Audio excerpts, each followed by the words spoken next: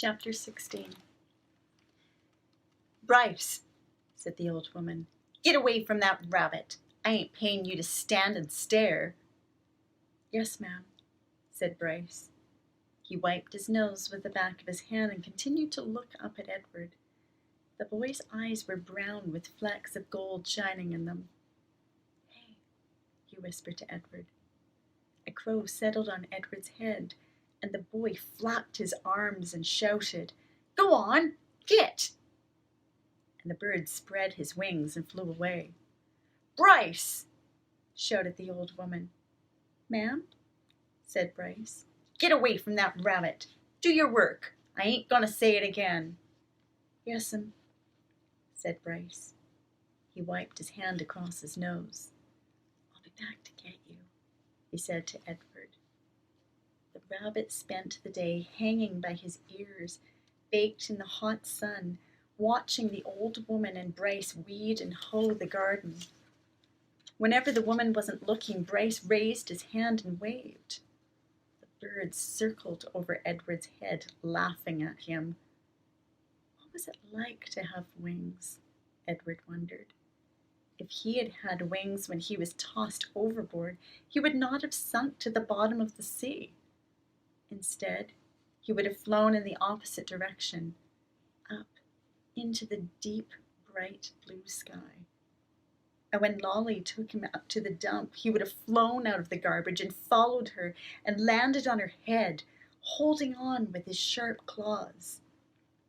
And on the train, when the man kicked him, Edward would not have fallen to the ground. Instead, he would have risen up and sat on top of the train and laughed at the man. "Caw, caw, caw." In the late afternoon, Bryce and the old lady left the field. Bryce winked at Edward as he walked past him. One of the crows lighted on Edward's shoulder and tapped with his beak at Edward's china face, reminding the rabbit with each tap that he had no wings, that not only could he not fly, he could not move on his own at all, in any way. Dusk descended over the field, and then came true dark. The whippoorwill sang out over and over again, "Whip-poor-will, whip-poor-will." It was the saddest sound Edward had ever heard. And then came another song, the hum of a harmonica. Bryce stepped out of the shadows. "Hey," he said to Edward. He wiped his nose with the back of his hand and then played another bit of song on the harmonica. "I bet you didn't think I'd come back, but here I am. I come to save you." Too late, thought Edward as Bryce climbed the pole and worked the wires that were tied around his wrists.